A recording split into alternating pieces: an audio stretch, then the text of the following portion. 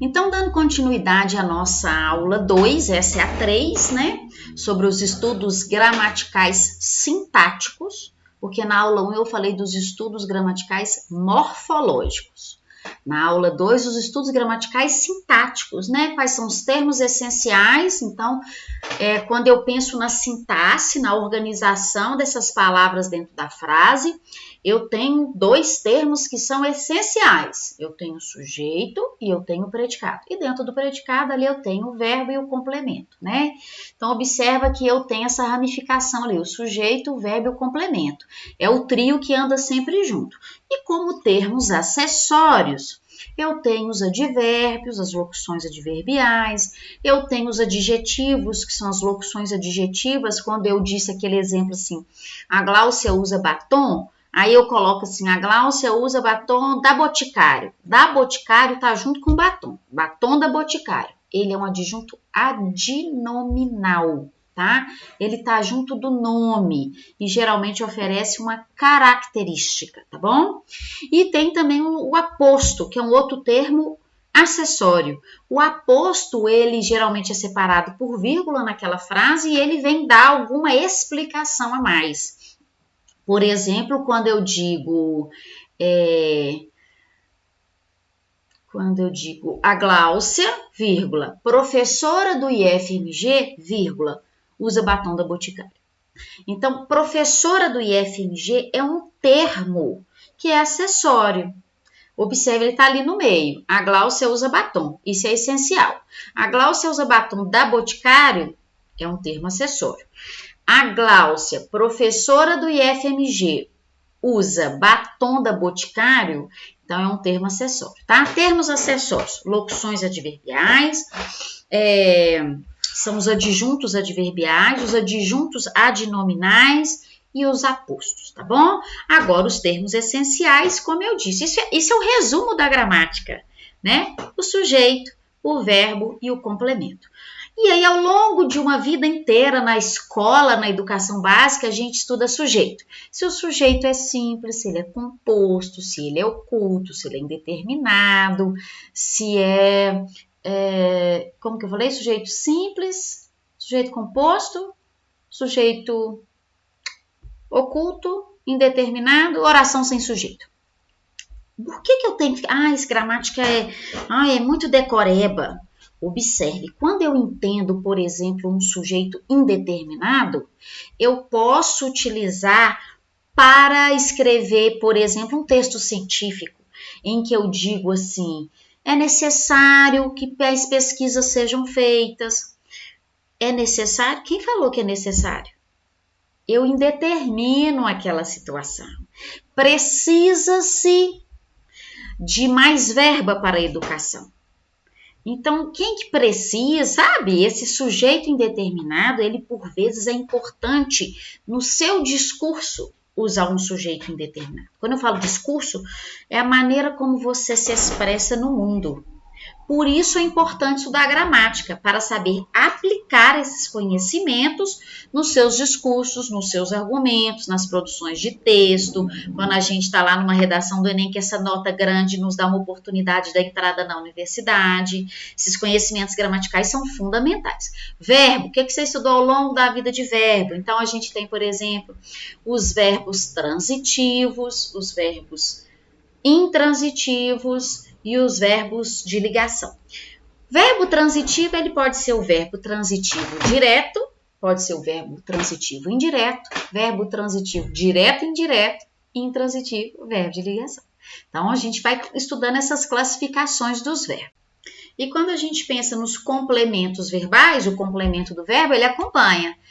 Um verbo transitivo direto vai ter um objeto direto. Um verbo transitivo indireto vai ter um objeto indireto como complemento. E um verbo de ligação, o que vai ter nessa frase quando eu tenho o sujeito e um verbo de ligação? Eu vou ter um predicativo do sujeito. Um outro termo que é essencial, agente da passiva. Meu Deus, o que é um agente da passiva? Então, por exemplo, quando eu digo assim, o governo construiu a ponte. Quem construiu a ponte? O governo, o sujeito. Construiu. Então, construir tem que ter alguém que construiu alguma coisa. O que foi construído? O governo construiu a ponte. Ótimo. Se eu passo esse período para uma voz passiva, vai ficar assim, ó. A ponte foi construída pelo governo. O que é agente da passiva? É o governo. Pelo governo é o agente da passiva. É aquele que agiu, é aquele que fez a ação. Então, a ponte foi construída. A ponte é sujeito, mas ela não fez nada. Quem fez foi o governo. O governo construiu a ponte. A ponte foi construída pelo governo. Por isso esse nome agente, ele é o agente de uma frase que está na voz passiva. Agente da passiva, tá? Então, esses são os termos essenciais.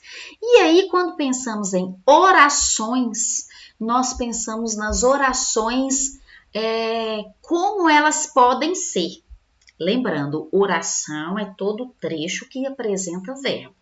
Quando eu digo, a Gláucia usa batom, acorda cedo, faz caminhada e chega para o almoço, eu tenho 4 orações em uma frase. A frase tem que terminar com algum ponto. Mas dentro da frase eu posso ter várias orações, como eu posso ter uma só. Para saber se é oração ou não, eu vou ver se tem algum verbo ali, naquele pedacinho. Se tiver verbo, é oração. Então, eu tenho frases que são uma frase pode ser composta por várias orações. E aí que chegamos, então, depois de 3 vídeos, no ponto de partida de onde precisamos compreender. Essas orações que compõem as frases, elas podem ser coordenadas ou elas podem ser subordinadas. As orações coordenadas são as orações que são independentes. O que é uma oração independente? É aquela oração que tem o predicador e que tem tudo o que ele exige.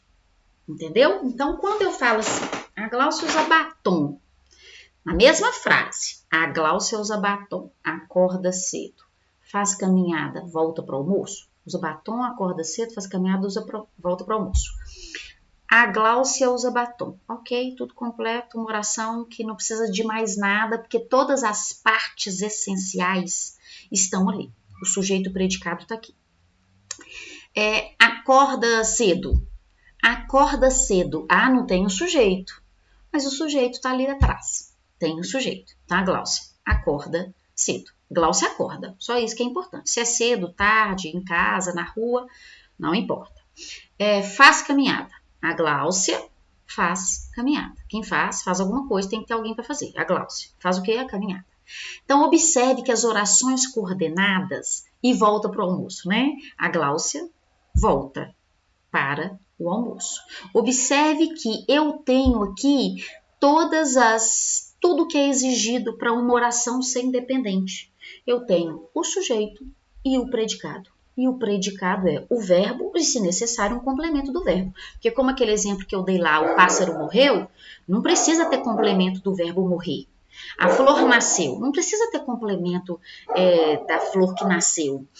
A carta chegou, não precisa ter complemento de nada, tá? No caso da carta chegou, a gente tem outras interpretações, mas eu não vou entrar nesse mérito agora, não. Olhem só. Nós temos as orações coordenadas e temos as subordinadas.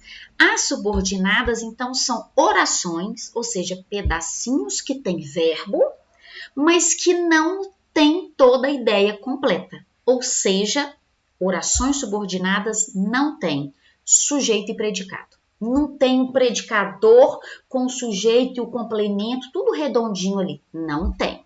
A oração subordinada, ela é, na verdade, uma parte de uma frase. Ela é a parte da frase e ela vai precisar de uma outra oração para que juntas, aí sim, a frase tenha o sujeito e o predicado. Por isso que é uma oração subordinada.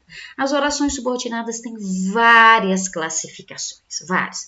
Orações subordinadas substantivas, orações subordinadas adjetivas, orações subordinadas adverbiais. O nosso propósito aqui não é sair classificando tudo, não é. tá? O nosso próprio... É importante classificar? É importante classificar. Por que isso a gente só aprende no ensino médio? Porque esse amadurecimento intelectual, dessa compreensão sintática, ela é ideal para jovens e não para que a gente submeta uma criança de 7, 8 anos a compreender essa densidade de uma análise sintática dentro da língua portuguesa, tá? Por isso é destinado ao ensino do ensino médio, geralmente o 9º ano e o ensino médio, em que nós estudamos as orações coordenadas e subordinadas, para ter uma noção de uma elaboração mais estruturada dos textos. Imagine um texto só com orações coordenadas. Elas geralmente serão curtinhas e é ruim. Precisamos elaborar textos com frases que são bem elaboradas, maiores, e isso vai precisar das conjunções. Lembra lá da classe gramatical? Eu preciso da conjunção, que é aquela palavrinha que faz uma ponte. Eu tenho uma oração, tenho uma palavrinha, aqui tem o resto da frase, que é mais uma outra oração. E há frases que têm mais de 2 orações, 3 orações complexas. O que um aluno do ensino médio tem que saber, ele pode conhecer as classificações, mas não é proposto decorar classificações, tá? É proposto conhecer, compreender e mais importante de todos, perceber que na hora de escrever, eu não posso nunca deixar uma oração subordinada sozinha e isolada. E isso é o que acontece muitas vezes no ensino médio. Exemplo, quando eu digo assim, a Gláucia usa batom, visto que é muito vaidosa. A Gláucia usa batom, visto que ela é muito vaidosa. Aí, o aluno vai e escreve assim na redação. A Gláucia usa batom, ponto final. Tá certo, tudo ok. A Gláucia usa batom, ponto final. Ok, eu tenho sujeito, o predicado está completo, é uma oração que ela está independente, eu posso colocar o ponto final, a frase está completa. A Gláucia usa batom, ponto final. Aí o aluno começa uma nova frase, letra maiúscula, escreve. Visto que é muito vaidosa, ponto final.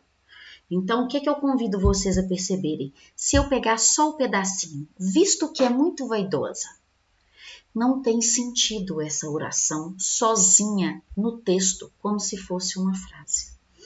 Este é o problema, é aí que eu quero chegar com vocês. Por que temos que estudar orações subordinadas com muito afinco no ensino médio? Porque é um dos principais erros que vocês, alunos, cometem na escrita. É deixar uma oração subordinada entre um ponto final e outro, como se ela fosse independente. Isso é o que mais acontece de erros, tá? Um outro erro que também acontece muito é o uso da vírgula.